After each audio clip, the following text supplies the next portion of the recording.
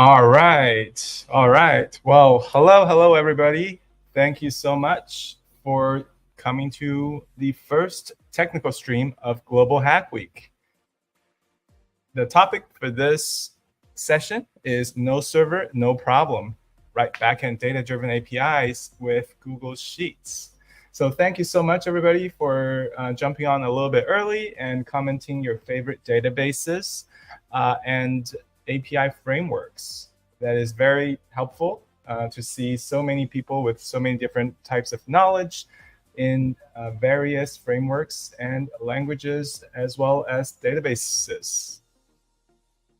With that, I just want to remind everybody to please check in now to get your point. Let me send the message real quick in chat so that you have it. So be sure to go to this link right here to log in, check in, and get your point.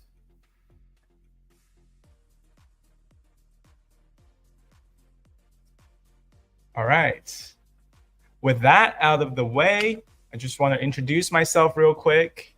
My name is Wei. I am a technical program associate here at MLH Fellowship. I don't know if you can see my logo here, but I do have a MLH Fellowship jacket on. Rocking it. I use he, him pronouns. And fun fact is I will be at hackathon 11 later next month. So be sure to come say hi if you're able to make it. All right, without further ado, I just want to show you real quick what we're building today together. This is a cool little website that pulls data directly from MLH's official events page. And as you can see here, we have various events. We have the graphics, we have the titles, date, time, and RSVP link. And all this will be derived from a Google Sheets. So yeah, we're going to use Google Sheets for it. Okay, hold on. My Google Home just responded to me. Let me ask it to stop.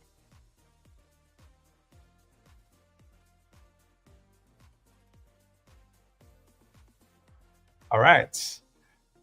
During the event, please feel free to ask any questions you have in the chat. Let me go ahead and switch out the banner here. Ask any questions in chat. All right. Let me actually pull myself up a little bit so you can see me a little bit better.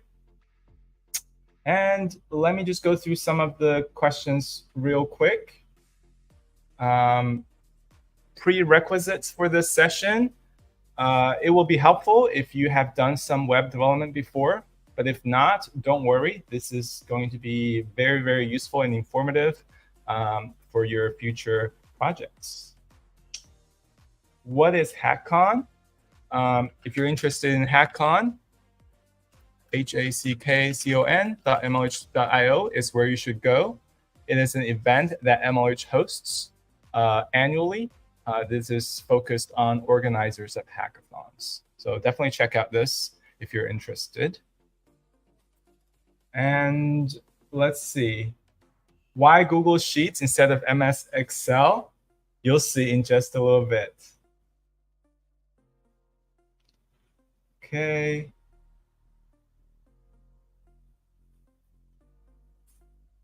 Can we get an alternate hackathon apart from Tech Together? There are various events. As you can see here, I'm not sure what you mean, but you can see all kinds of hackathon events that are happening.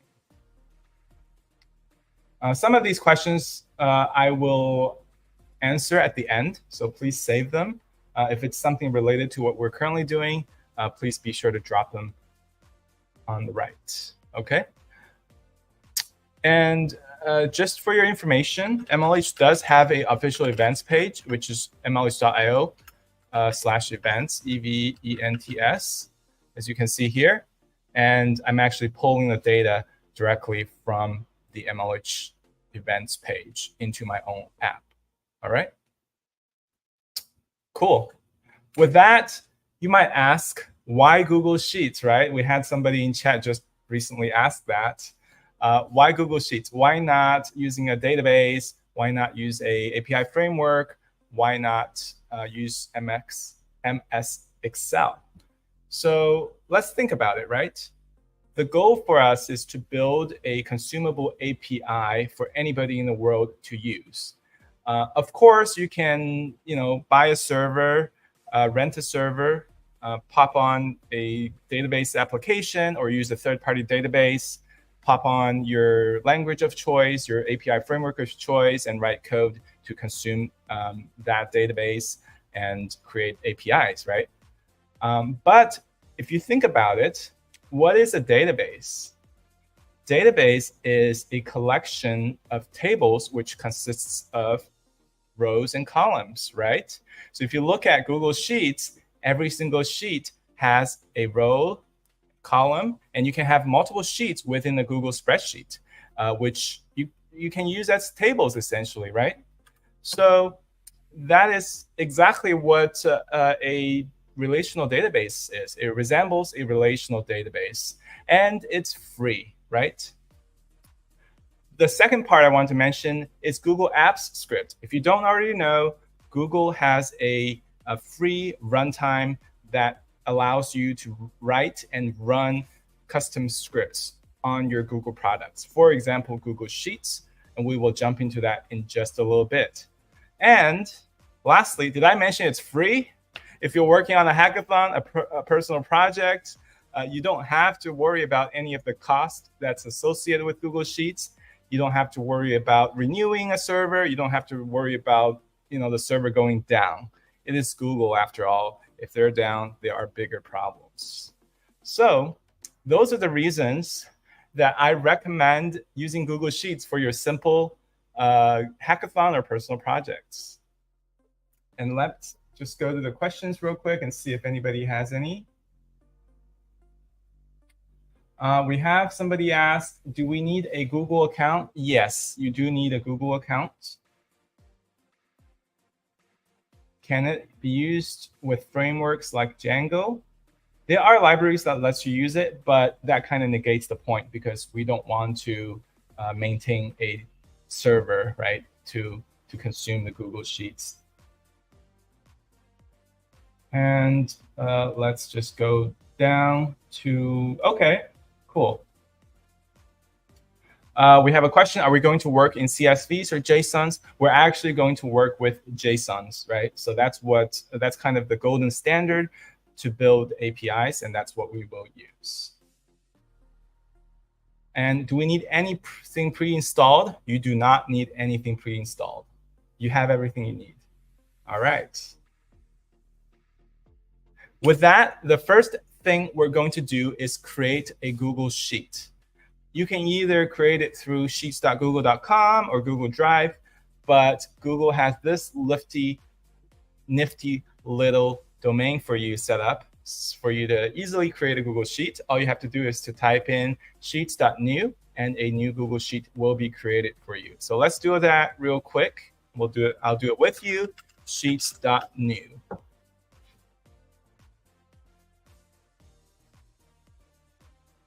All right, beautiful. So as you can see here, a new Google Sheet has just been created. And let me zoom in a little bit so everybody can see it very clearly. I'm going to name this Google Sheet spreadsheet MLH events. Okay.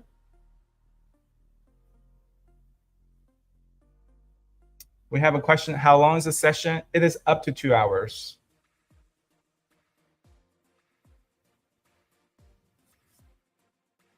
Yes, exactly. Okay, so once you create a Google Sheet, let's actually rename this sheet below to MLH events. Or let's just name it events, okay? Just for simplicity, we're going to name it events. And if we kind of look at what the MLH events page have, you'll see every event has a name. Every event has a date, location, and every event has a graphic image, right? So let's create some table. Let's create some columns. All right. So we're going to name this first column name. So that would be the name of the event, right?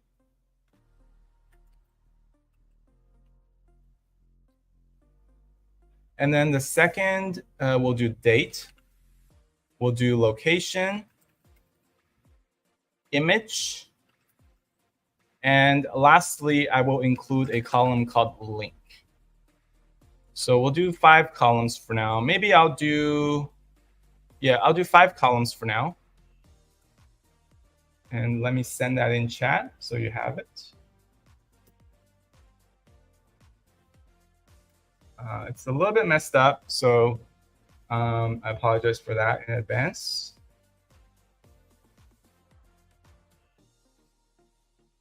Okay, so now we have a header column. We can add some content below, right? So let's think of it as a database. We can have entries. We can have records in the events table, right? So the first event I will put in will be the Global Hack Week data. And I will just type that in for now. You don't have to type the same thing. Data. The second is the date. So I think it's July 31st through August, let's say 7th. Location, we're going to put MLH Community Discord. For now, you can put anything you want. Image, we can go ahead and grab the image from here, and all you have to do is right-click and copy image address. You can't see the context menu I have here after I right-click, but you can do the right-click and copy image address. And lastly, a link to the event. So in this case, I know the link, which is ghw.mlh.io. All right, beautiful. So now we have one record in our events table. Can I drop the image link? Of course. So here is the link to the Global Hack Week image.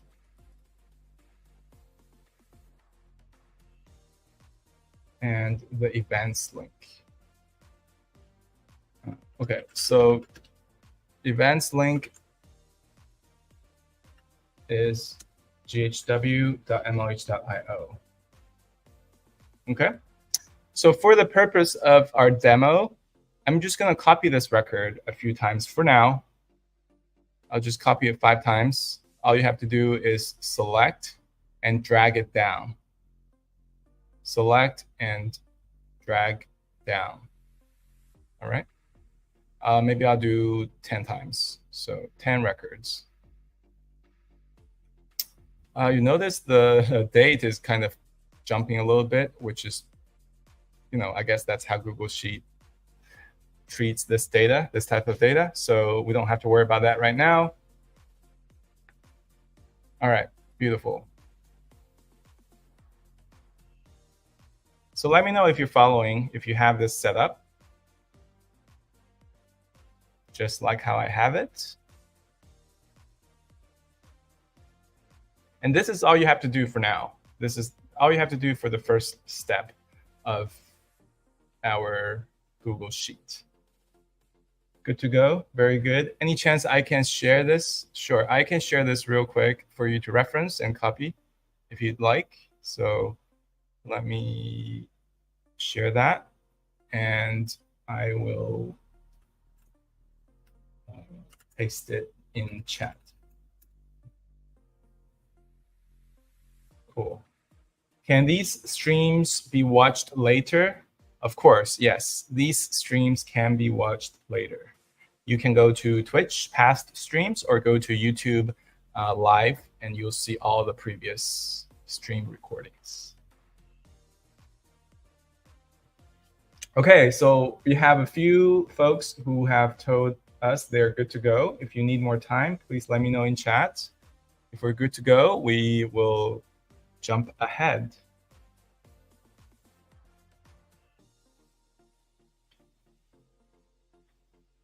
You can go ahead. If you're looking at my sheet, all you have to do is copy and just paste it into your own sheet if you'd like.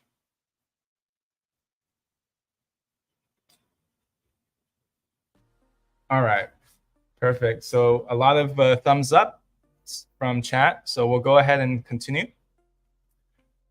The next step, let's look at our slides here.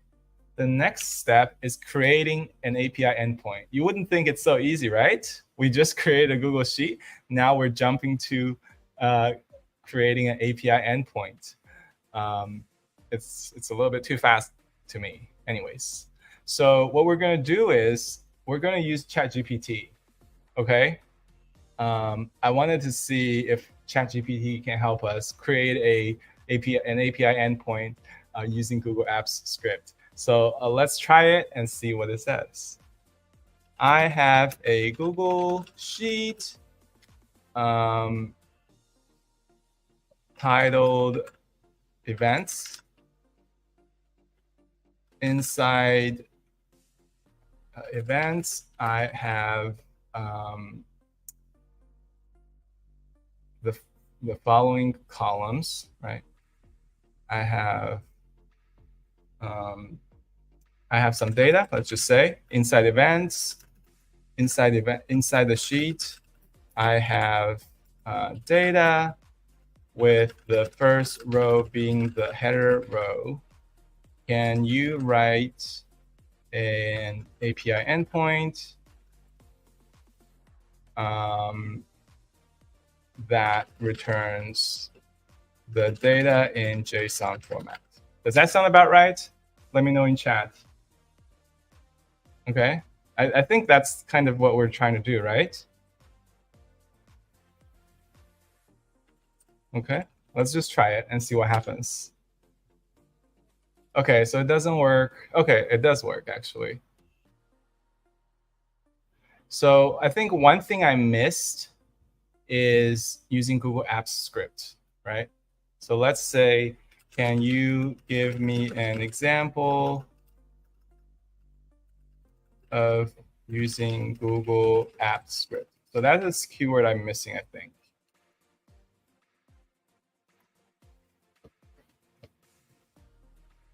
Okay, so this is very similar.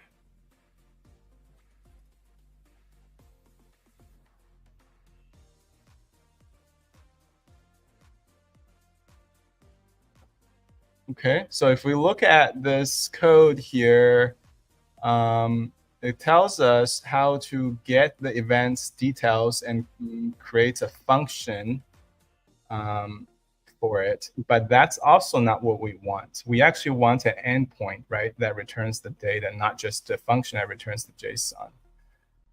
So that's no good. Let's try one more time. So you see, you still need some technical knowledge when dealing with AI, right? So let's actually clear this and start a new chat. Okay. I have a Google Sheet named Events. Inside the sheet, I have data with the first row being the header row. Can you write a API endpoint using Google Apps script that returns data in JSON format, right? API get endpoint, maybe. Okay.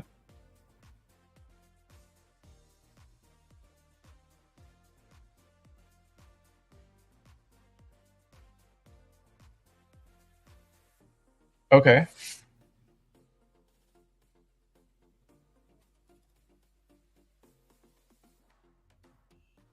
Okay, so this looks a little bit better than what I was hoping for, or yeah, than the previous response. So let's go ahead and follow this, right? I can make prompt more detailed. Yes, I can definitely. Okay, so everybody, let's go ahead and follow the instructions here. We can go to extensions. Make sure you do this on your own sheet. Extensions, apps script, okay?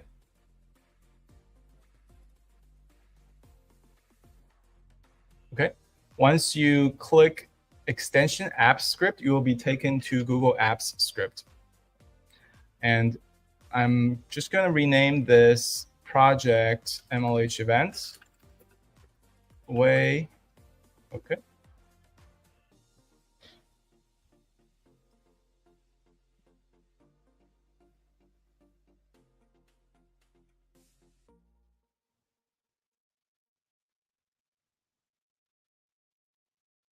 So let me know, everybody, once you see this screen, Google Apps script, and you renamed the project. Give me a thumbs up in chat once you've done that. You should see a function named myFunction.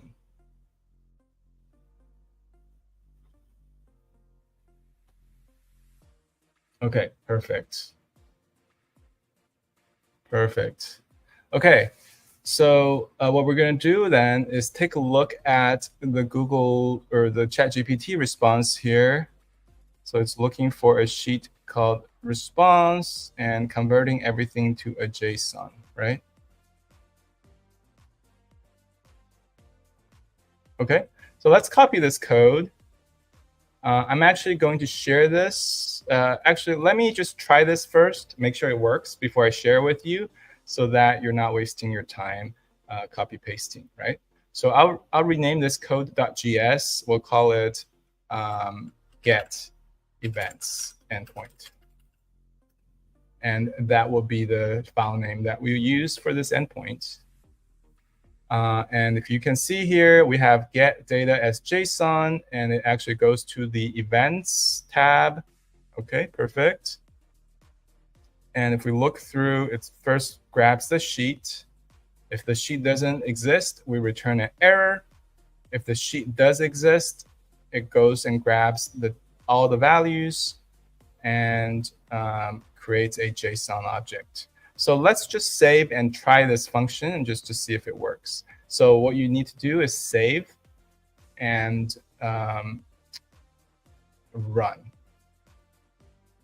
I know you don't have this code just yet, so I will share with you in just a little bit.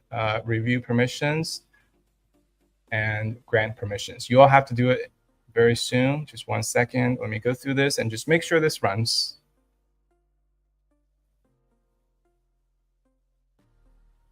Okay, so obviously I didn't print out the data here. So what I need to do is actually print out the JSON data so that we can see if it worked. Okay, save and run. Okay, so now you can see the JSON data being printed out. So thanks, ChatGPT, that was correct.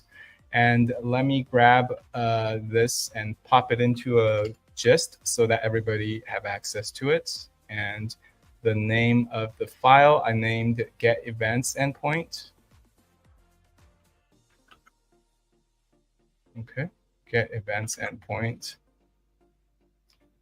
And this is the gist. I will keep updating this gist. If I make any changes to this file, any of the files, I will update this gist. So feel free to refresh once I do that. All right, so we have a question here. We just made a JSON format of the Google Doc. Exactly. So if you look at the output here, it is now printing out a JSON representation of our Google Sheet. You'll see Global Hack Week data and different dates, location, and image.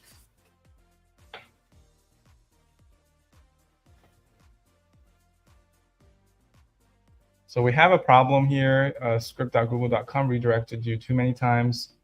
That's probably an isolated problem. I recommend trying a different network. All right, what about the API? Yes, we'll be looking at the API right after this, okay?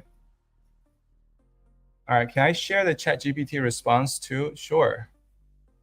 So there's actually a step 3, right? You see, we can deploy this. But for now, let me share. I don't know how to share this. Okay, right here. Share, copy link, and here it is. Okay, so one thing to keep in mind is when you first save and run this script, it's going to ask you for permissions, okay? And the first time you ask for permissions, you need to make sure you click, there's a link on the bottom left, which is view more, and you have to trust this app, okay? So let me know if you're able to run this like I was.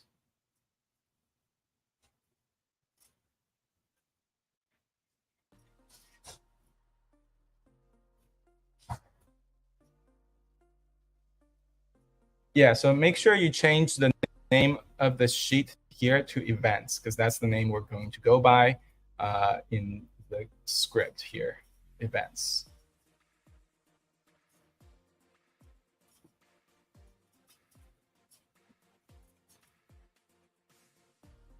Okay, great. If you have permission error, please hit run again and make sure you grant the correct permissions. And make sure you do this on your own sheet, not my copy of the sheet. Okay, so works well, perfect. So if we go back to our ChatGPT response, there's actually a step 3. Step 3 is you need to deploy the script as a web app. Okay, so what you need to do is, I'm going to show you, but essentially you need to hit deploy, new deployment. There are a few steps here, so please pay attention. We'll do this again just in case, but we're going to select web app.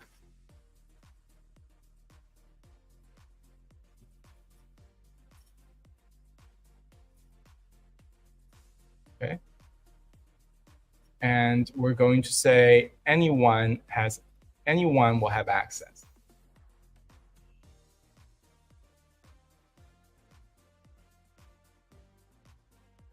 Okay.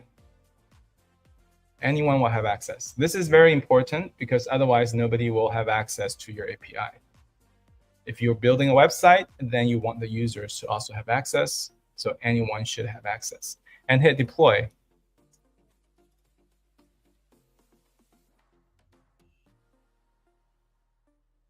Okay, so once the deployment is done, you should see a screen like this. So please let me know if you're able to see this. Give me a thumbs up. How do I get the configuration pop-up? Yes, you just need to click deploy on the top here and click new deployment.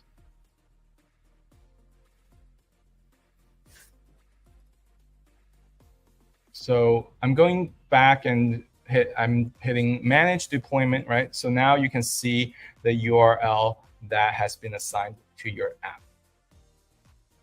Okay, so we have a bunch of thumbs ups. So thanks a lot. So let's take a look at the web app. Let's copy this URL. Actually, we can click on this URL and take a look. Okay, error. What does it say?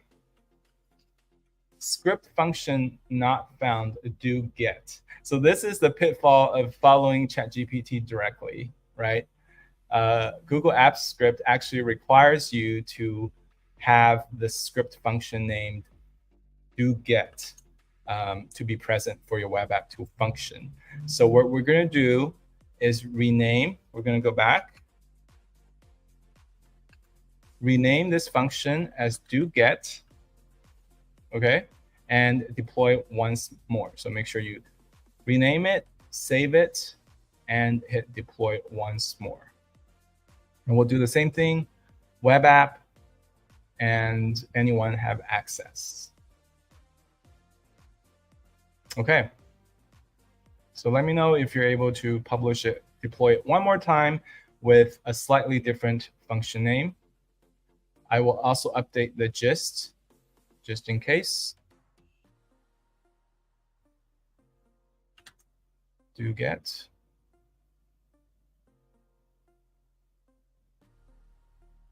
What type? Okay, so we have a question. What type should we select? You should select web app. The new deployment should be web app.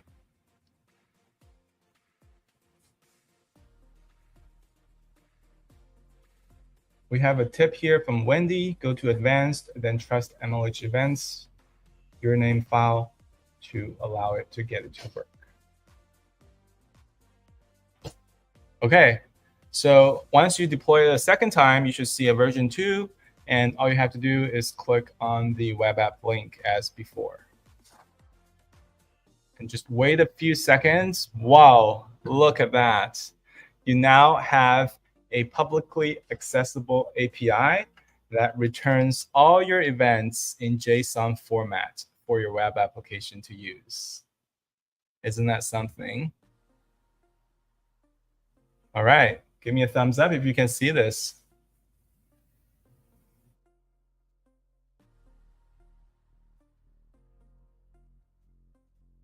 All right, perfect. Really cool, really cool. Okay, so now we have this. Let's whip up a website real quick, all right? I showed you one that I did previously. I just want to do it live with you once more. I just want to show you how easy it is to create that page in just a few lines of JavaScript and CSS, okay? When you execute the code, I was not able to see console log printed, okay? So make sure you have this line here, line 26.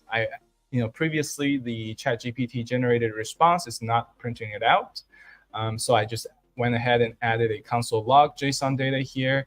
So when you save and run this script, it will be logged to the console. So I hope that helps.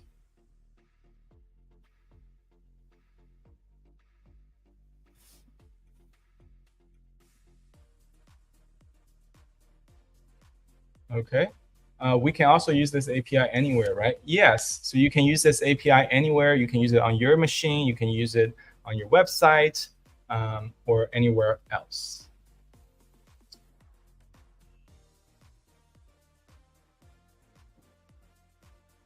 Can we do this in Python? So right now we're only using Google Apps script, and Google Apps script is actually a derivative of JavaScript. So you won't be able to use Python in this case.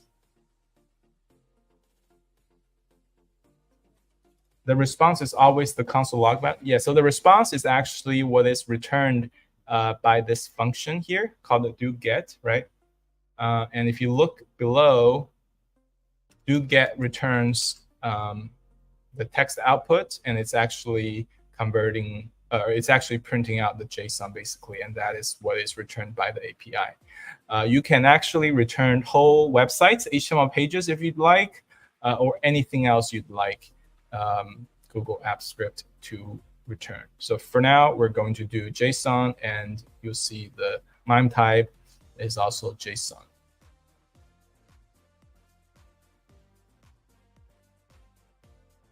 All right, post request. I will talk about post requests later. But for now, let's hold on to those questions, and we will jump into creating a website, okay, using this API. So let me just grab the URL once more. If you lost it, go ahead and hit Manage Deployments and copy the URL from here. Make sure it's version 2 and copy the URL from here, okay? So make sure you copy the right URL. And what is everybody's favorite editor for HTML JavaScript?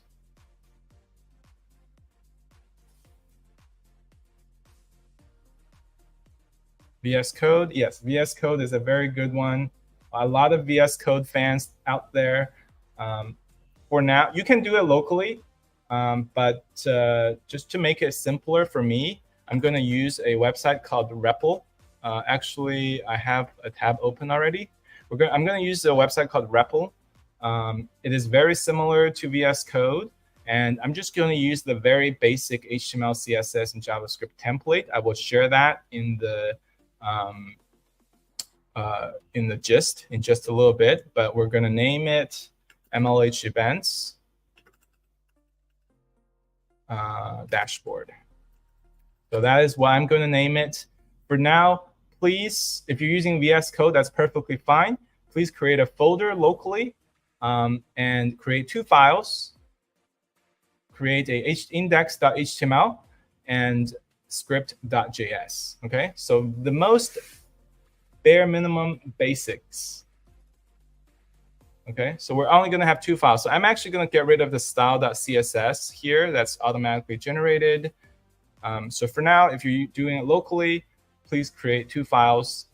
And all you have to do is, here, let me just get rid of some of these things. I'm not even going to worry about title for now. And script is the empty script. Okay, so this is the index.html. This is the most bare minimum of a website. And I will paste in the index.html file into my gist so that you have access to it. We'll start from scratch, okay? And then script.js is currently empty. So we'll keep it empty for now. Okay, can't be empty. I'll add the empty line for now, script.js. Okay. Okay, it still can't be empty, so I will say to do.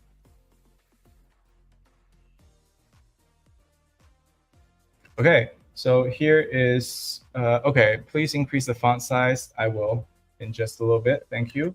So here's my gist one more time.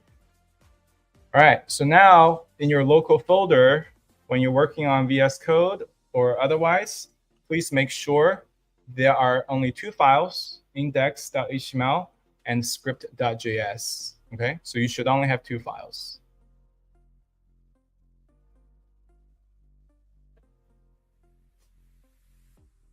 So let me know if you have that set up. 1 folder, 2 files. Give me a thumbs up and we can continue. By the way, can anybody hear any music? Is it muted or is it just too low?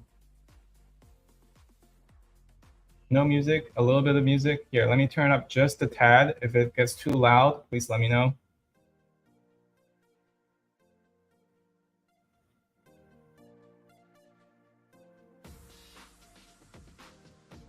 Here, I'll do 12 maybe. I'll do 12. Just a little bit. Okay, it's really low. Okay, maybe I'll do 15 for now. Let me know. All right. So, okay, everybody. Okay. All right, so the first thing I want to do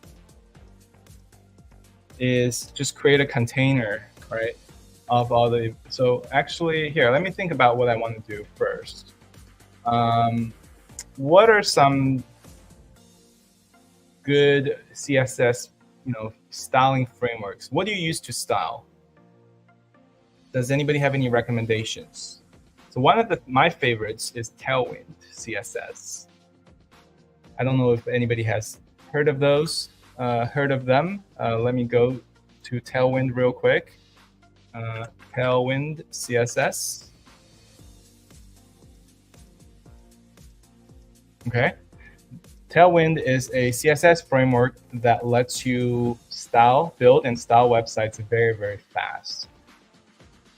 I'm not a fan of all these class names, which is why I prefer a component library called Daisy UI.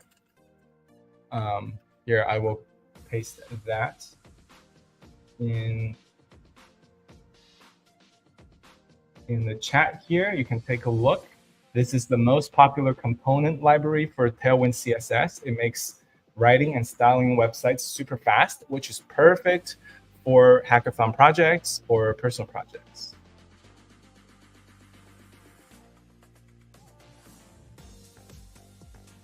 We have a question.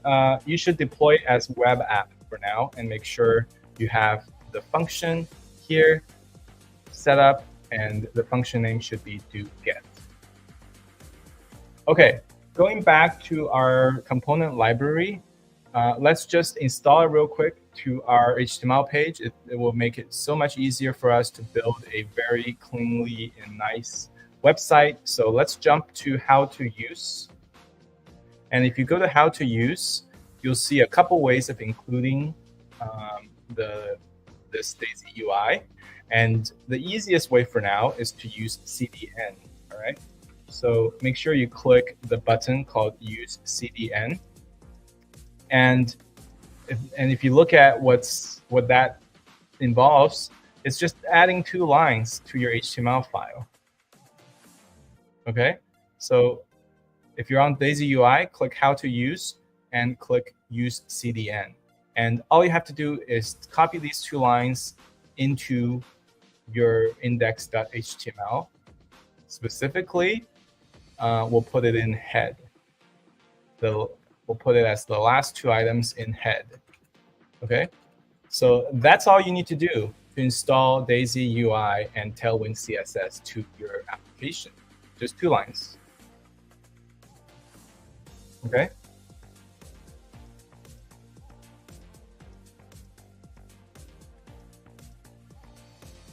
We have a question.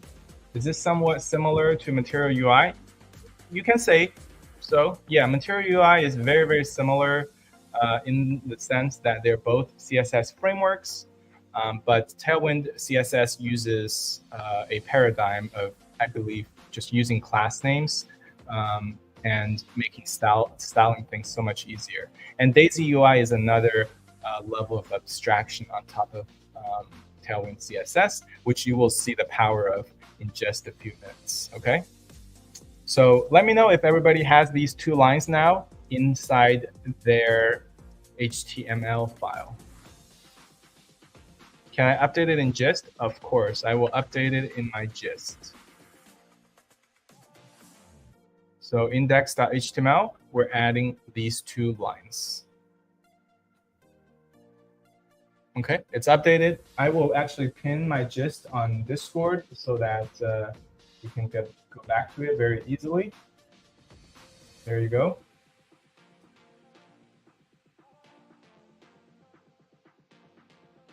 Okay, where to find CDN? Yes, so if you go to daisyui.com, which I shared, click How to Use, and Use CDN is right here. So just these 2 lines, that's all. Okay. So I think most of you have gotten it perfectly. Okay, great. So now let's take a look at some of the components Daisy UI comes with, all right? Some beautiful components. And one of my favorites is what's called a hero. And you can click around Daisy UI, look at all kinds of different components that you would ever need in an application. But for now, we're just gonna go to hero, okay? And you see, this is what a hero looks like. And I really like it. I want to use this as the header of our application. So all I have to do is go to HTML and copy this HTML.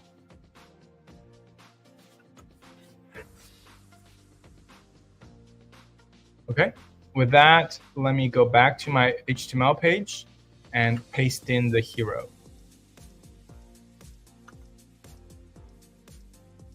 I won't update the gist just yet. Just give me a few minutes.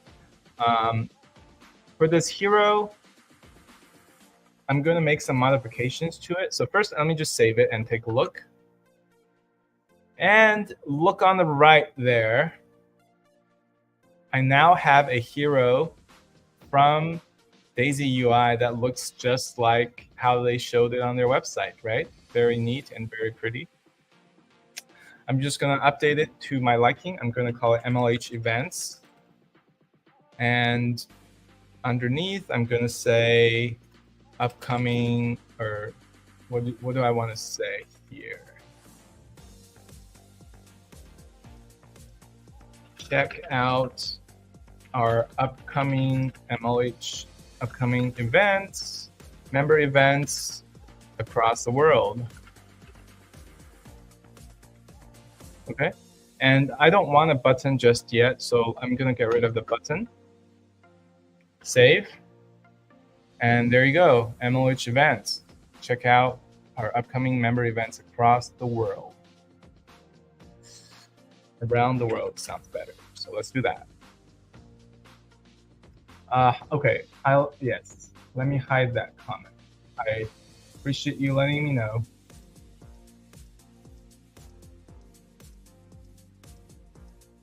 Okay, perfect. So next, I just want the header to be kind of on top here. I don't want it to take the whole screen like it's currently doing.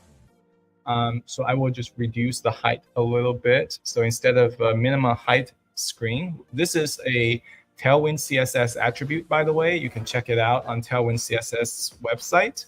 So I'm just going to do height 72. So that's the height I'm going to pick for my header. And save, you'll see it now has, a smaller height. Okay.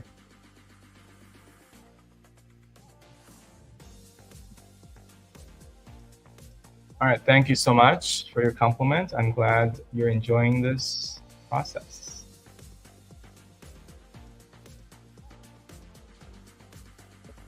Okay, let me know. I'm actually satisfied with this header for now.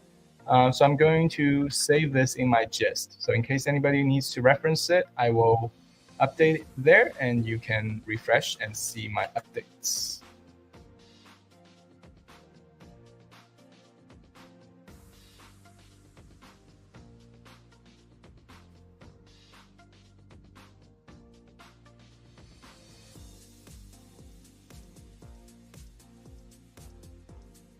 All right, perfect.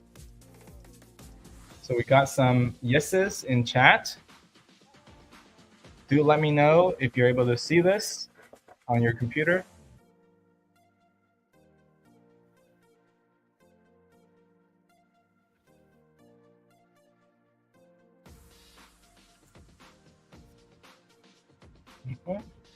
Okay, we got some more yeses.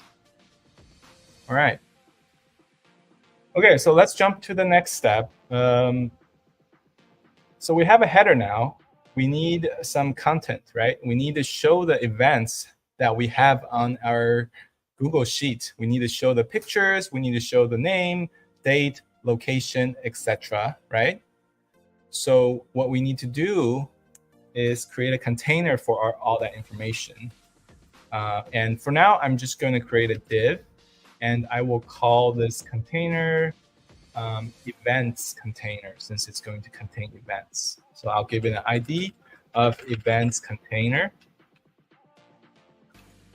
Okay.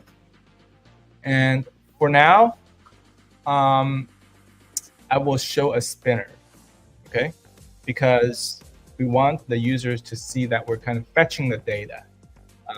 I'm going to use a spinner, but I don't want to, just go online and find a GIF or something, right? If we look at Daisy UI and scroll down, they actually have all kinds of, I think it's called loading. Yeah, they have a few different variations of loading graphics that are built into the Daisy UI component library, right? So let me know which one you like the best. So let's just go through the options and please comment which one you like the best. We have a spinner, we have dancing dots, we have a ring, we have a bouncing ball, bars, infinity.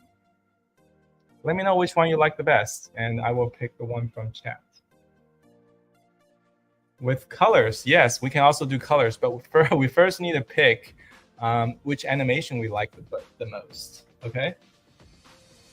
We got 2 votes for infinity, 1 vote for dancing, or 2 votes. Okay, we do have some dots, loading dots, dancing dots.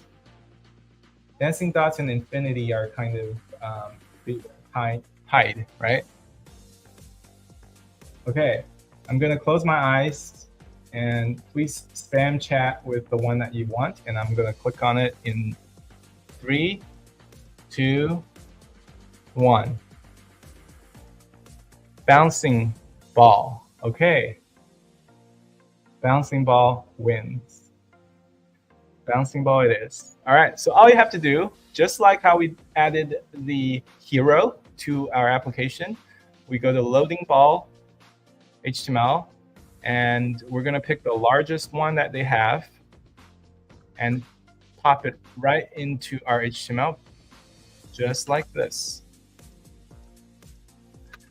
So now you'll see a ball bouncing. This is perfect, right? That's exactly what we want. The only thing is, it's a little bit, I'd like it to be centered, and I'd like to be, somewhere down here. We'll work on that. So what we can do is, has anybody heard of Flexbox? Flexbox is a way for you to align things in CSS. And it's actually quite easy to do using Tailwind. I don't have to write any CSS. I can just write some class names. And for the class names, so first I'm going to make this container a little bit bigger because this container is super tiny right now. The events container is super tiny. So I'm going to make it minimum height of screen. So now it's going to be much bigger. And then I'm going to make it, I'll give it a background. I've done this before. So if we look at the colors that Daisy UI has, they have all kinds of colors that you can choose from, right? So for now, I'm going to choose base 200. And the class name for that is BG base 200. Okay. And then I'm going to add some flex properties. So we'll make it a flex container, and we're going to center items. So these are some CSS Flexbox techniques that you can do. I won't go into too much detail. You can look at some resources on Flexbox online if you'd like. But I'm just going to add these 4 attributes for now. Minimum height. I'm adding a background color. I'm making it a flex container, and I'm centering it. All right. Save. Beautiful. So now you can see this container is now a little bit taller, and we have a ball bouncing right in the middle of it. I'll update the gist as well while we're at it, so you can reference it if you need to. All right, going back to chat, let's see if anybody has any questions.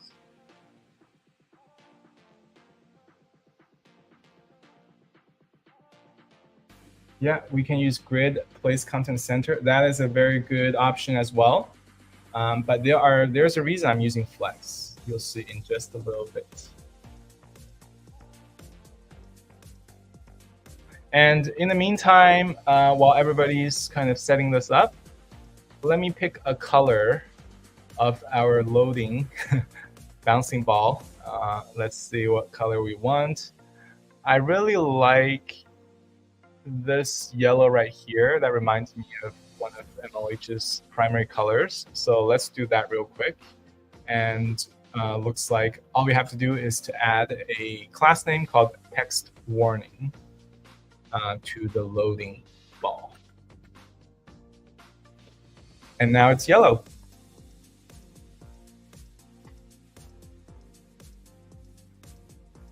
I did update the gist. So please feel free to go back and reference that. Okay, so let me know, everybody, if you can see this bouncing ball on your screen.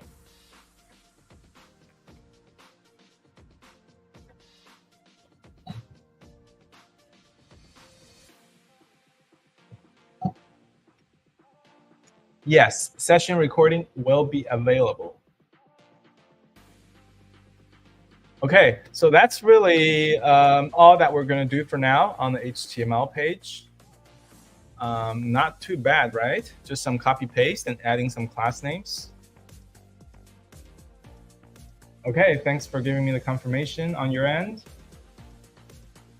All right, so now we're going to go to script.js. So let's think about it, what we're going to do in script.js. First, we need fetch events from the Google API, right? So first we need to fetch events. That's the first step I can think of. And the second step will be loop through events and place them on page. Okay, does that sound about right? Let me know. Does that sound about right? I think it does. So we're gonna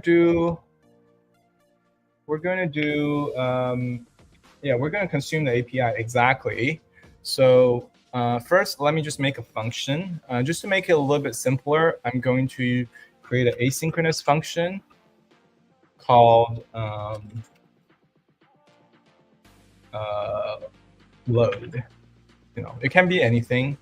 And then we're just going to execute the load function as soon as the script loads, right? So we're going to create an asynchronous function called load. All right, next we're going to first, we're going to fetch events from the Google Apps Script API. So this is where the URL that we previously had becomes important. So let's go back to our Google Sheet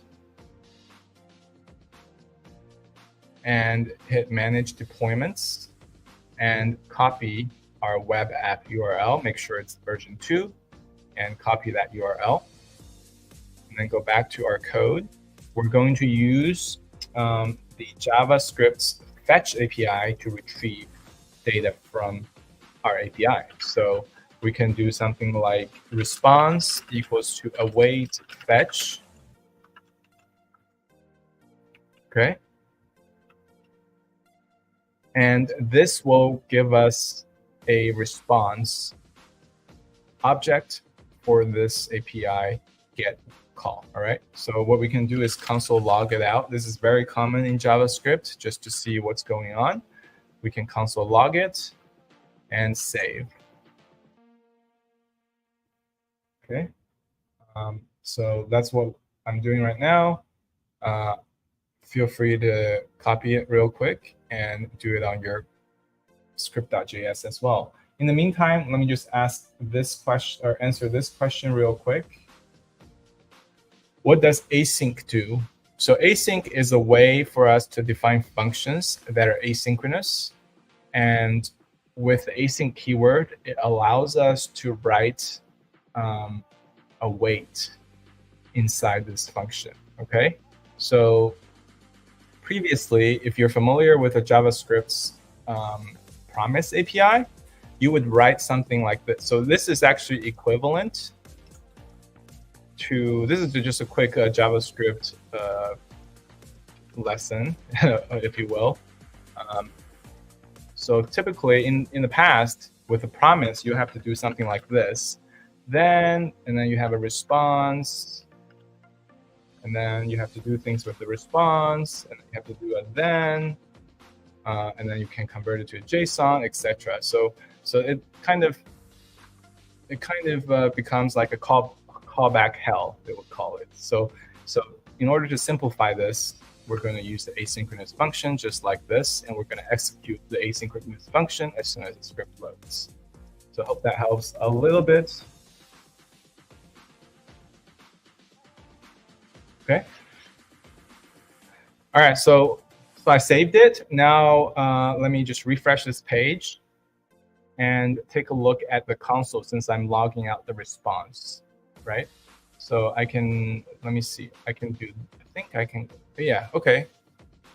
I can open up the console just like this, and you can see a response object is being printed. And if you look at the contents of this response object, it's a little bit small, apologize for that. But you can see that we have a status 200, which means a successful request.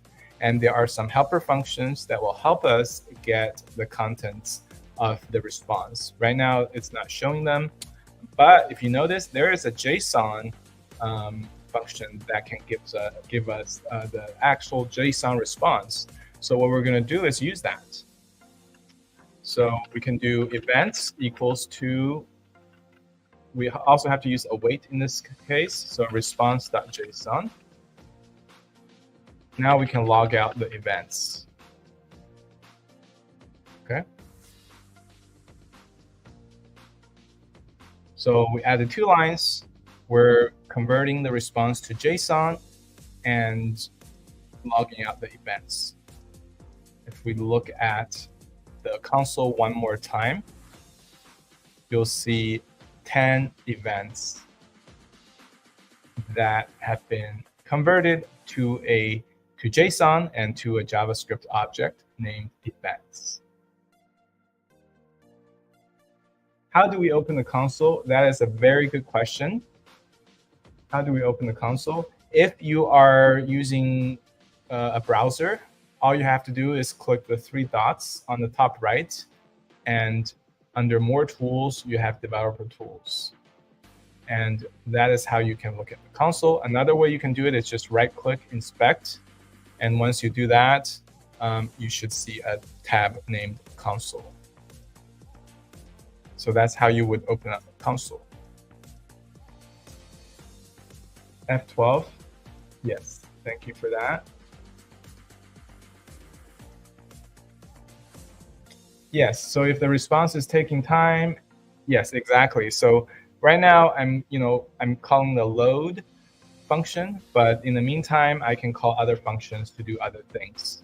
I don't have to wait for this script or this API call to return before I can execute other tasks. So that is exactly right. So this function waits for the response from the API. So by using the await keyword, we're waiting for the response to come back before going to the next line, which is parsing it, converting it to a JSON, which is, we're waiting for that to be complete and before we print out the events object. So hopefully that helps. In REPL, yes, in REPL, click this wrench. Will toggle the developer tools, and you should see the console. And all right, let me just go ahead and pop this into my gist so that everybody have access to this. Access to this. Okay, perfect.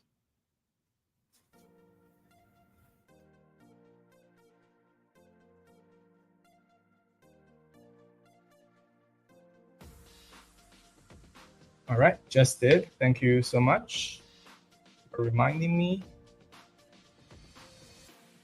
If there's no await, would it run?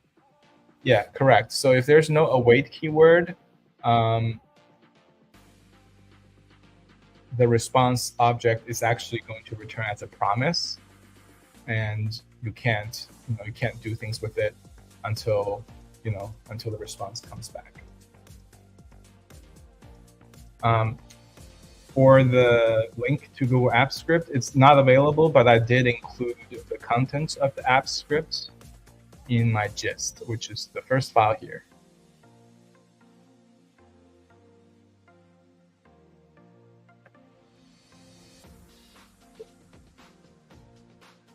Is the fetch function a predefined function? Exactly. That is that's in the official JavaScript API, and that you can use globally, directly, without including third-party libraries. Can we use Postman for this? You can use Postman for it, but you can't build a website using Postman, which is why we're using JavaScript on this web page to retrieve the data so we can pop the information onto the web page. Okay, so let me know in chat if you're able to see the events in your console. If not, don't worry too much about it. I will complete the rest of this function, and then we can, see all the events show up directly on the page. Let me get some water. Okay, thank you so much, everybody, for confirming in chat. Let's jump to our next step, right? What is our next step? Loop through the events and place them onto the page. Okay, so yeah, so let's do that. In order to write a JavaScript loop, all you have to do is use the for keyword, and there's actually a helper that will make it so much easier, which is the for of. So for every event, we're going to loop through them, and for each event, we're going to place them onto the page. Okay, so how do we place them onto the page? First things first. All right, so we want to put them all in the events container, right? That is a container we've created. We also added the loader to it. So that is the container we would like to pop our events into. And what we can do is create a reference to this events container. And we're going to use document.getElement by ID. This will give us a reference to the events container. And just for good measure, we're going to clear out the contents of this events container, basically removing the loader. So when the events are available, we're going to remove the loader. Right. So what we can do is set the inner HTML property of the events loader to an empty string. Okay. So this will basically remove the loader from this events container. And then for each event, we want to add event to this container.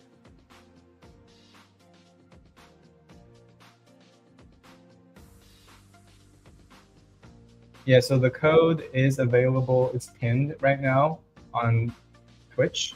You can take a look there. If you're on YouTube, you can scroll up a little bit and see the gist.github.com link. Okay, so for every event, like how do we want to display the event, right? That is a question. That is a very difficult question, actually, because I am not a designer, and all I can do is ask Daisy UI, look through their gallery of components and see, what would look good for my event. And one of the things I came across is a card. So if you look at a card, it looks like this, pretty slick, right? There's a picture. This can be the title of our event. This can be the location and time, and this link can be maybe a RSVP link, right? So I do what everybody else does, go to HTML and steal it. Copy. And paste.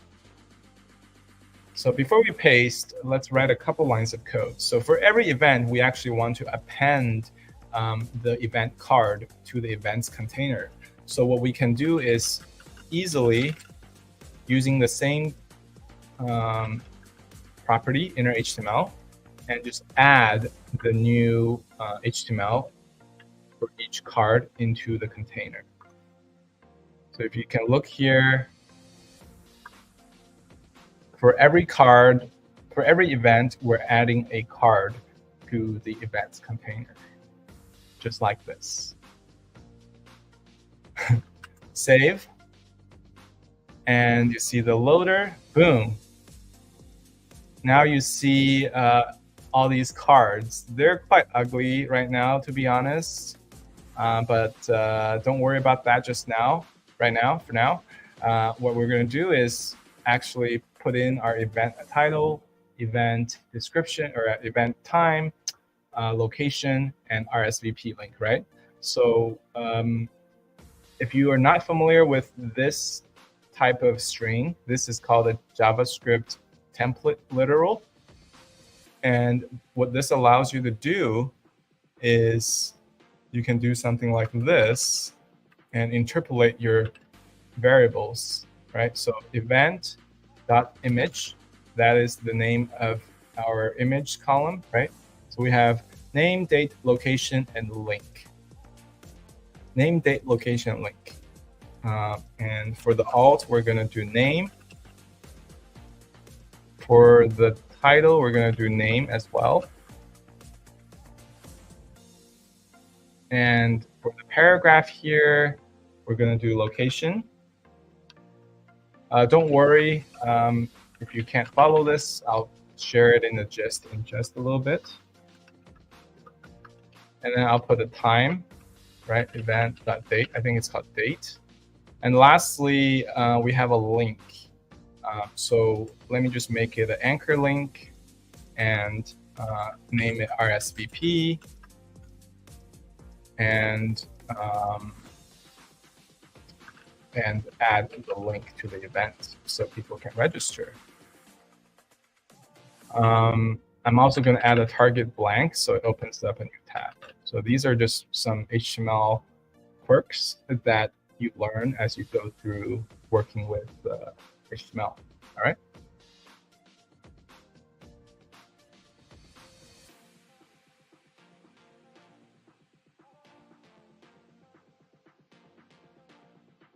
Okay, so let me save it real quick before I answer some questions. So bouncing ball, and boom, all our 10 events are now shown on the page.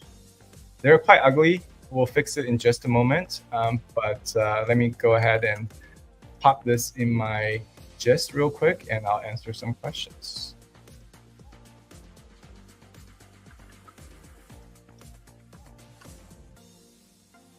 So we have a question here. I don't understand firsthand what the purpose of the events container is. Events container is here for us to style the cards, right? So we want all the cards to be inside one container so that we can style them properly. Otherwise, like they'll all be on the body of the document, and it's very difficult to style. So now for here, I am making the events container a flex container, and I'm centering all the contents. And as you can see, it's quite ugly right now. So I'm going to add a couple more flex properties to make it look a little bit nicer. Okay. So the first thing I'm going to add is flex wrap. So we definitely want the cards to kind of go to the next line. We don't want it to all be clumped up. So what we can do is add a property called flex wrap, which comes with Tailwind CSS. And once you save and reload, you'll notice all the cards are now stacked. And if I make it a little bit wider, you can see we can now fit 3 cards in one line, and all the cards are very big. A little bit too big. A little bit too big, in my opinion. So what we can do is make them a little bit smaller. And if you look at the card that we are adding to the page, we can actually reduce the width by just changing this. Maybe I'll change it to from 96 to 72 as an example.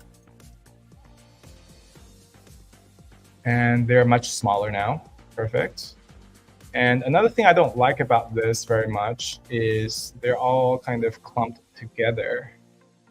And if we look at Tailwind CSS docs, here, I'll do flex. No, this has all kinds of documentation, and they show you what happens when you change various properties. But the one thing I want to add is a gap, a little bit of a gap, because there's no gap between the cards. So all I have to do is on this events container, I can add a gap, and I'll just make it 8, gap 8 as an example. And that should give us some breathing room between the cards. Okay, boom. So now we have a very neat list of events. shown on the page. And this data comes from our Google Sheets, right? So if I want to go ahead and add an event, maybe I'll say my event, which is no server, no problem, July 31st.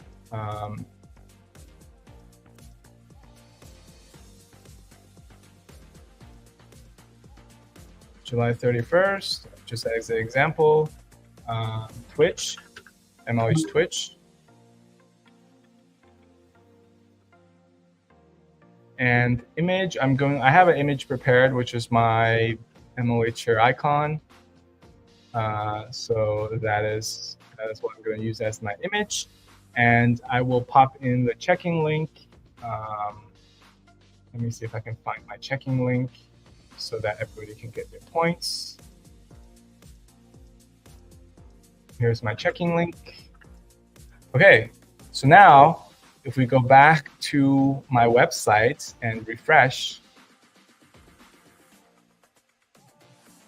you'll see my event shows up right alongside of other events. So this makes things so much easier. If you're a website manager, you don't have to work with databases. You don't have to, work with any backend languages or code in order to change something. You don't have to connect to the database. You don't have to write any SQL. All you have to do is open up your Google Sheet and make any updates you want, and that will be reflected on the website.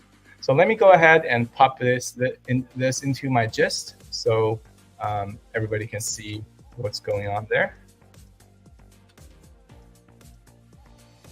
And my latest script is right here. So please feel free to refresh and you should see the latest.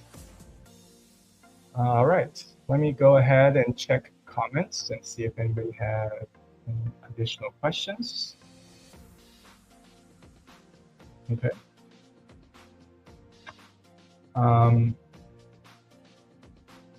When looping, can I also use the mapping function? Yes, I can. So what I can do then, what I can do is something like this. Just as an alternative, this is just for fun.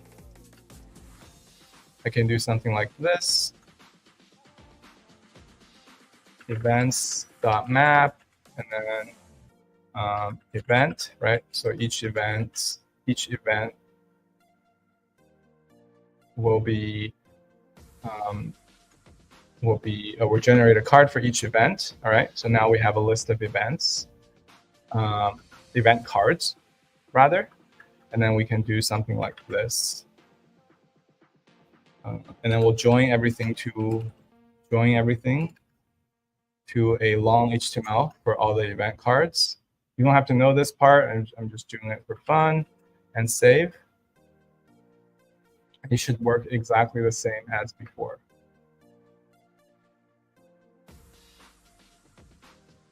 Unless I made a typo.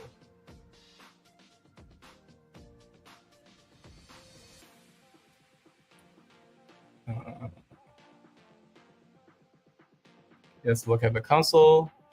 Yeah, I have an extra bracket, looks like. Extra bracket? Or, yeah, extra bracket, exactly. Okay, there you go. See, it works pretty much the same. So yeah, I wouldn't worry too much about that. Just for simplicity, I'm using a for of. Okay, cool. So if anybody else has any questions, please let me know. Can we change images and other details from the CSS? You can't change the data, right? Remember, we created an API that returns all the data. So if you want to change the image, you should change them directly in your database. In this case, it's the Google Sheets.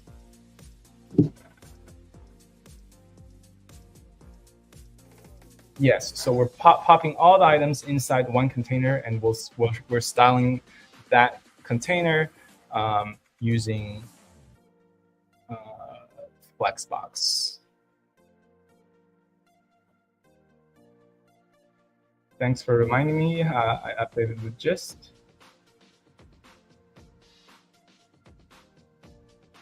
MongoDB definitely has its shines, but this is a different level.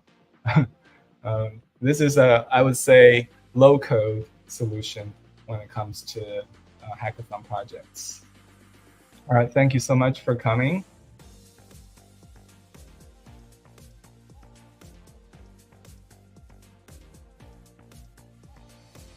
Okay, so where did I get the link for this? So this link is available in your app script.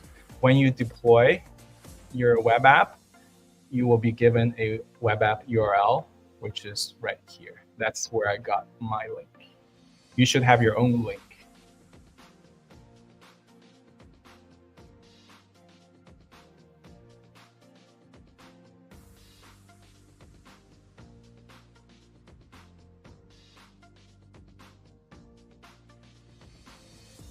How do I make loading bubbles higher?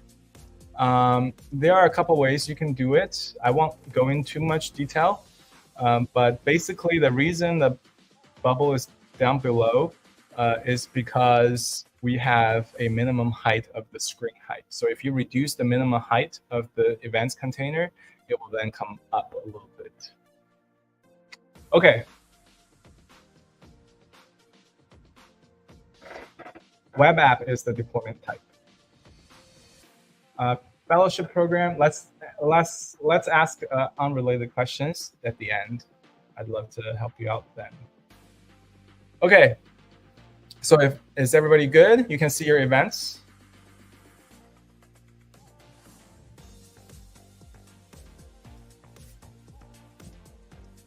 Okay, we're not finished yet. We have about 35 minutes left. And the next thing I want to show you, let me just look at my slides if I have anything else. Okay, so we did create a website. We almost created a website. I would say this is a good website. Let me just open it up in a new tab. I would say this is a cool website. And the next step is to scrape the data. Okay, we're going to use Google Apps script to scrape the data directly from the MLH events site. So if you can see here, all these events are listed on this page, right? But I was really having a hard time managing all these manually, and that was kind of like a pain. So what we're going to do is to automate that. Okay, we're going to automate scraping all the details on this site and pop them into this sheet. And we're going to do that using Google Apps script. Okay.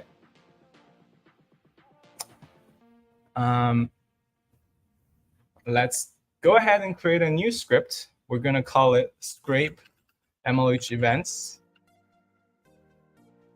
And we'll call this function scrape MLH events.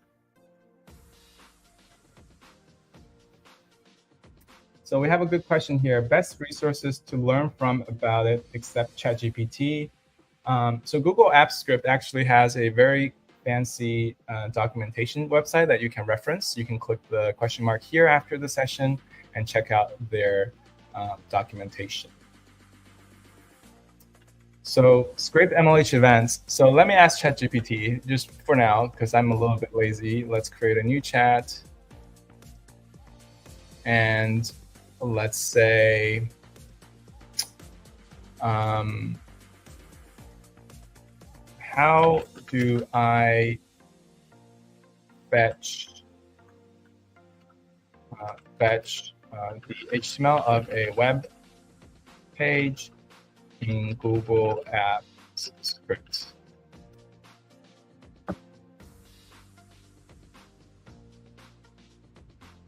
Okay, great. So here's how I can fetch it. Basically, it says I can use URL fetch app fetch, and then I can here. Let me just copy this real quick.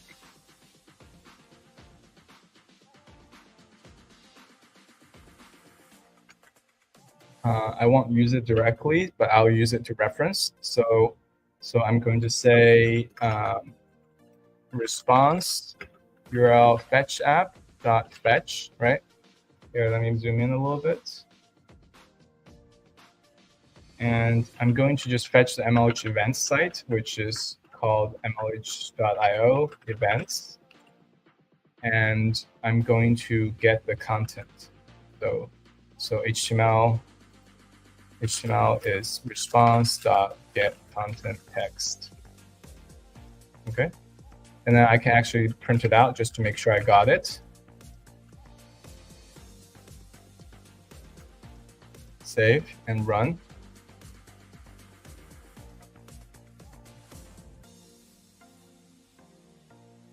So yeah, Google App Script needs your permission once again to fetch MLH events.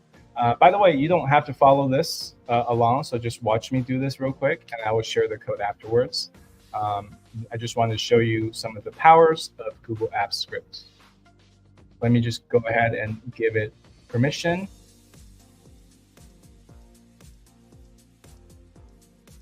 And wow, look, you can see that the HTML page has been retrieved for all our events. So what I can then do is look at this page and actually inspect the HTML, underlying HTML of this page. And if you can see here, every event has a event class, and underneath they have an event link, and they have a event image wrap. They have an event name, event date, event location. So it has everything we need, and they actually make it quite simple. So let's ask ChatGPT to generate some code, okay? So what I will say is, given HTML of a website containing lots of events, for example HTML,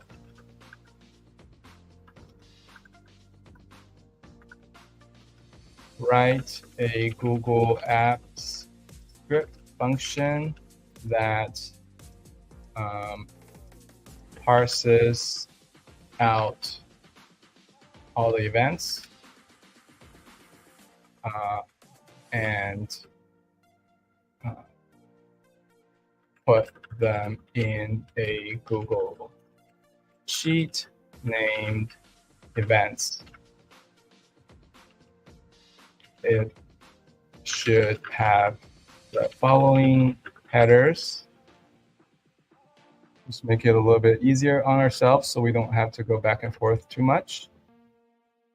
Name, date, location, image, link.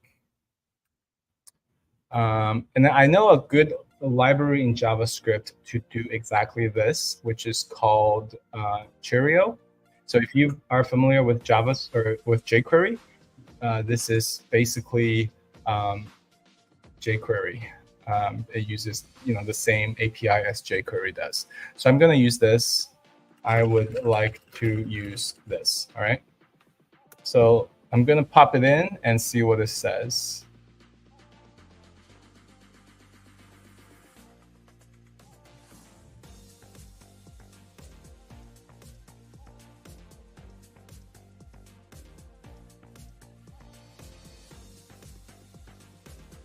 Okay, cool. So I'm gonna share this ChatGPT response if you're interested to look at it, but you don't have to follow it. Let me go ahead and go through real quick. So first, let's add the Cheerio library. We'll follow this, but if you're not using ChatGPT, what you would do then is just Google Cheerio, Google Apps Script, and you will come across with this project, which tells you exactly how to use Cheerio for Google Apps Script. And all you have to do is pop in this script ID into your Google Apps Script. And that's what I'm going to do right now. Look up Cheerio. Okay, Cheerio. So now we have it. We're going to just kind of follow what ChatGPT generated for us. We're going to load the Cheerio.js library here. I'm just gonna copy this and just take a look. So we have the HTML now. We're going to use the Cheerio library. I think it's just called Cheerio. We're not going to use Cheerio.js. That is the one that the ChatGPT gave us, but we're just going to use Cheerio, which is what we loaded here. And we're going to grab the sheet, just like how we did it in our other script.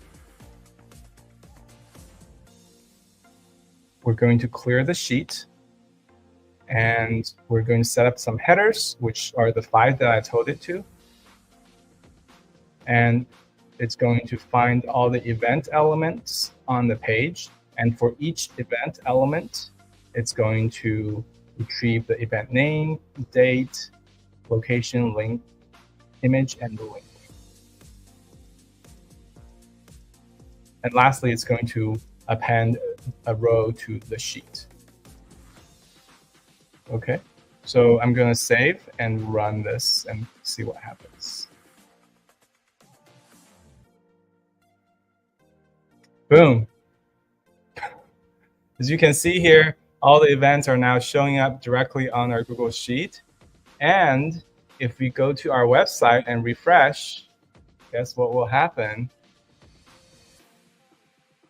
This is actually my prep site, so that's not the one we're working in. This is the one that I was working with. Let me refresh that with the bouncing ball. And voila, you can see all the events, location, dates, RSVP links are now on our website for the world to see. It's just like magic. I agree. So I just wanted to show you this real quick, basically showcase the power of Google Apps Script. I will share this script in my gist as well. If you have any questions, please comment them in the chat. Scrape MLH events.js. Update it. Yes, a lot of people are asking me to update the gist. I just did. So thank you for reminding me that. Where did I get the script ID? Yeah, so I Googled Cheerio for Google Apps Script. And this kind of tells you exactly what to do, right? So use this script ID for your project. And so once you do that, Cheerio will be available under libraries, and you can use it as normal. You don't have to use Cheerio. There are other HTML parsing libraries, but Cheerio is one that is very popular in the JavaScript community, which is why I picked it for this demo. Can I also update script.js? The new stack feature was not there. So that's actually a change in the index.html in the wrapper events container element. So I added flex wrap and gap 8. So be sure to make sure you update your index.html as well. What was the script ID? Yes, I'll just share the link to the project, and you can copy the script ID directly from their GitHub.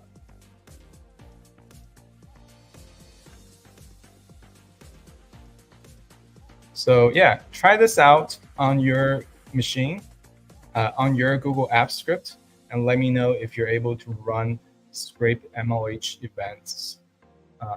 So just to recap, I added a file, I added the library using the script ID, I created a function, scrape MLH events, saved, and run.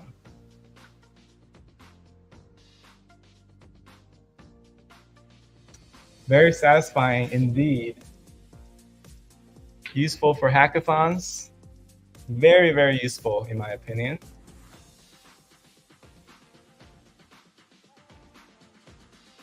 you can whip up something like this so fast. So fast.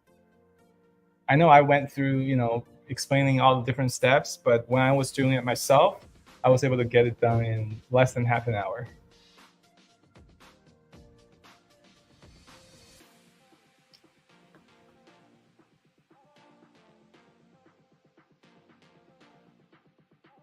Okay, cool. So while everybody is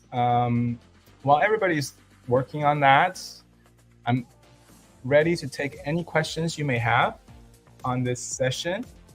I know we have some from before, so please feel free to post them once more, and I'd love to get to your questions. Okay, so where are we defining Cheerio?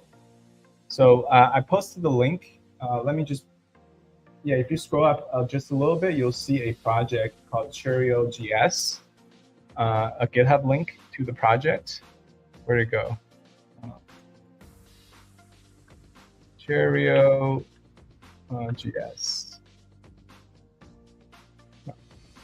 Google, let's just say Google Apps script. That's how I found it. If you look at this project, there is a script ID here, and it has some information on how to add this to your Google Apps script project. And basically what you need to do is click on libraries, the plus on libraries, and paste in your script ID. You can add it that way.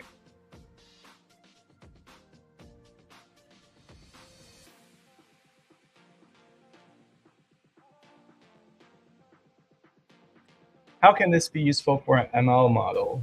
I have not tried that on Google Apps Script, but think of it as a place where you can run all kinds of custom scripts. For example, scrape MLH events. And I'm sure you can upload files or connect to external files. Maybe you can download your model and run them there. I don't know the resource constraints and limitations on this, so definitely something you should try out. Does REPL block opening URLs? I don't think so, but you can always you can always kind of pop it out, open in a new tab. That way you can interact with your website directly.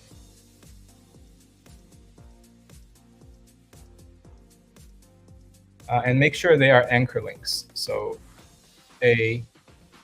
anchor links, and make sure you add a target blank so they open in a new tab.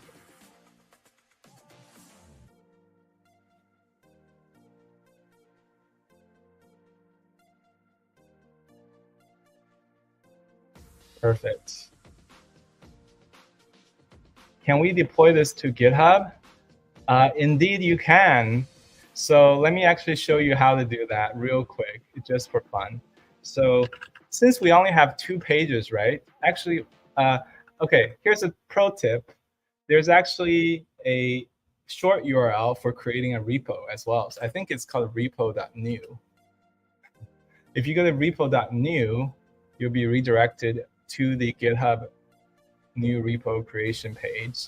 And I'm just going to call this project MLH Events Dashboard. And I'll add a README file for now and create a repo. You don't have to follow this. I just want to show you. Can we deploy this to GitHub? Okay. All right. So now we're going to add the 2 files, right? We have our index.html, and we have our script.js. So index.html. I'll grab it from my gist. Okay, so this is creating my index.html. And I'm going to create my script.js.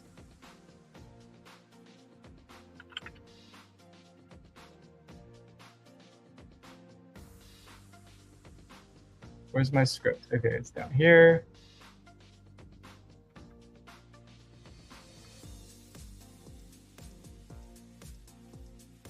Okay.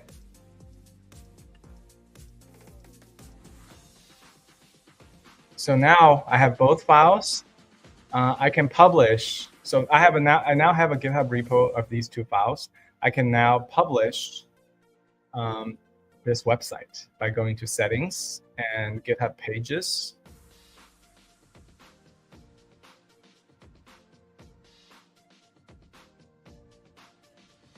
It's a little bit slow, and I will deploy it directly from my main branch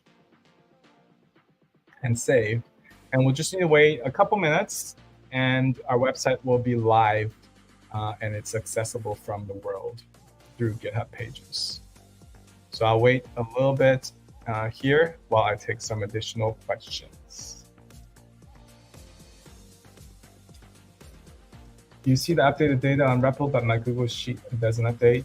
So this probably means you are using my API, not your own API. So remember, this URL points to my Google Apps script endpoint, not yours. So you need to make sure it points to yours in order for the data to match up.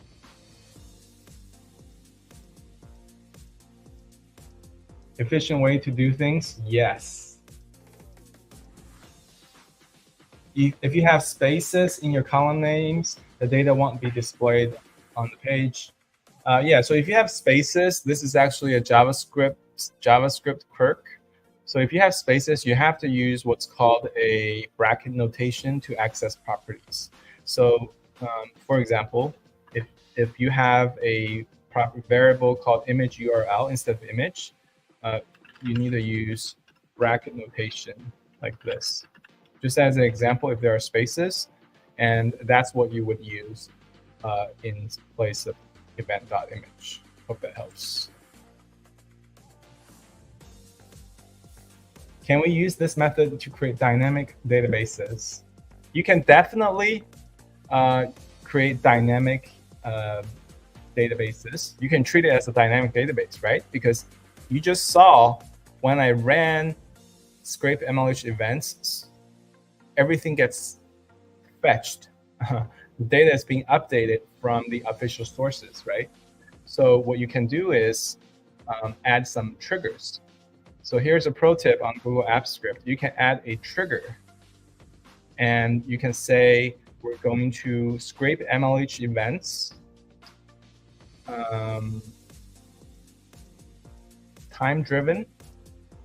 So every hour, we can scrape MLH events and save.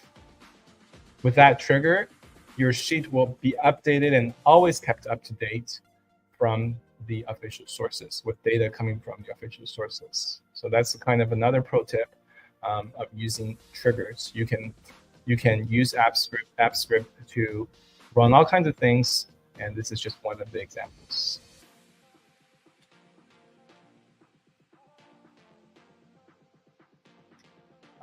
Yeah, I did answer your question without looking at your comments.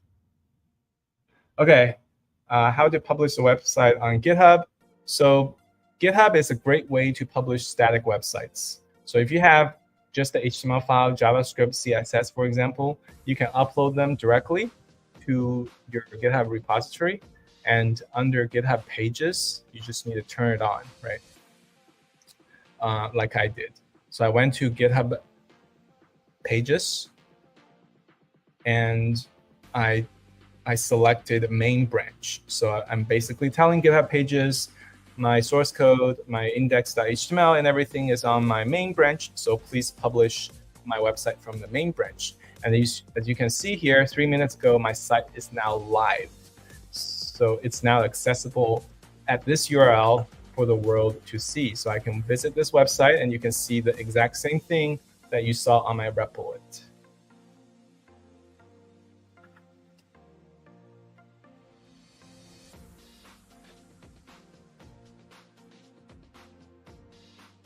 Okay, so can websites block this type of scraping? Yes, there are different ways websites can block this type of scraping.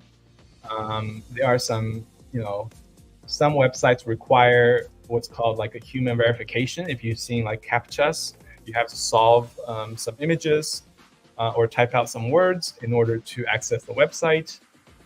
Other websites sometimes use images instead of text, so you can't really retrieve the structured data very easily. There are other advanced techniques companies use. I won't go into too much detail, but those are some ideas of what some websites do to prevent scraping. All right, can I please go through how I scraped info from MLH page into Google Sheets? Yes, so I basically asked ChatGPT, and my prompt was,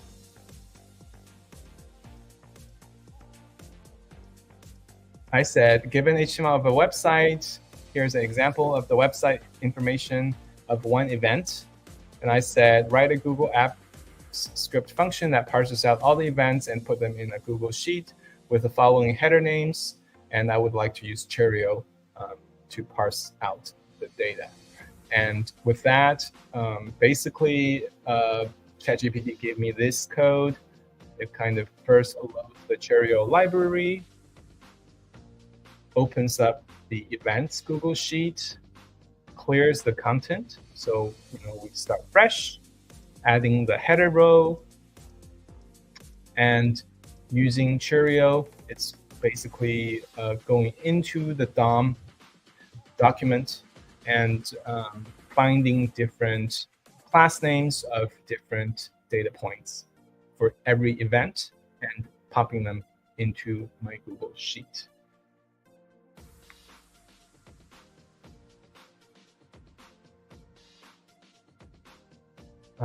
Thank you for coming, Ankit. Can you talk more about how it can lead to next steps of making it a resume-ready project? Okay, so remember, this is just one way of rapidly prototyping and developing and writing a project without spending too much time on the back end or database management, right? You still need a good idea. You still need a hackathon idea. You still need to write some code. You still need to write Google Apps script code to make things work. So this is one example of retrieving data. And you might need to do more things, right? You might need to do more things with your database. Maybe you'll have a users sheet that has all the users. You can implement login, registration, etc. Maybe you can have another sheet called registrations that kind of records when somebody registers for an event, for example. So there's a lot more you can do with this. It's this project itself, I don't think it's resume worthy yet, but it's a very good starting point.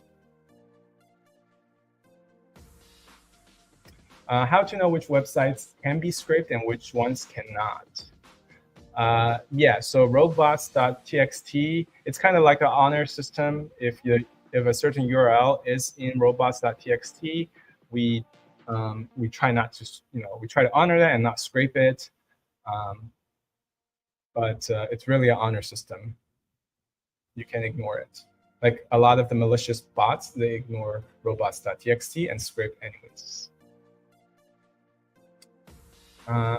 Thank you for coming. Hello, hello. It works. It works. Almost 2 hours. I know, right? Time flies. First, GitHub Pages. I highly recommend GitHub Pages. I actually use it to host my personal website. It's very powerful and free.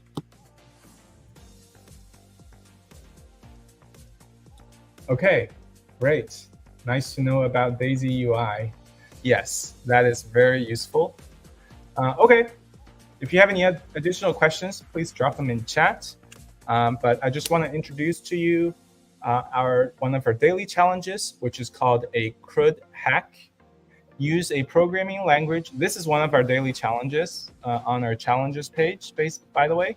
I think it's the last one here. Basically, this challenge asks you to use a programming language and database of your choice and you need to create an app that create, read, update, and delete records, right? So if you look at what we are able to accomplish here, we are able to do the read, the R of the CRUD.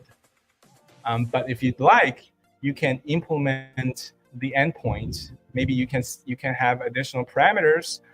You can use maybe a post request, for example, to implement create, delete, or or update for your records. And we can already see in this scrape MLH events example, we know how to add records, right? So that just makes it so much easier. So yeah, if you want to attempt that challenge, feel free to work on it. And by tomorrow, I think 10 a.m. Eastern time, make sure you submit it on DevPost. If you have any questions, please feel free to drop them in the Data Week chat on Discord, and we'd love to help you out. Okay, so there are some gotchas with Google Apps Script. I just wanted to mention that before we go. So first of all, Google Apps Script supports two types of requests, get and post. Right? Because of that, you have to be a little bit creative, right? So typically with a CRUD operation, you will have like put request, delete request, etc. But those are not supported by Google Apps Script. So that's one gotcha. And the second one is a little bit more advanced. Google's Apps Script does not support CORS, cross-origin resource sharing. So if you're posting a JSON to Google Apps Script from your website, it's not going to work. So you have to, there are some workarounds like converting JSON to plain text, but you can get it to work. I just wanted to mention that. You don't have to worry about it if you're not familiar with CORS.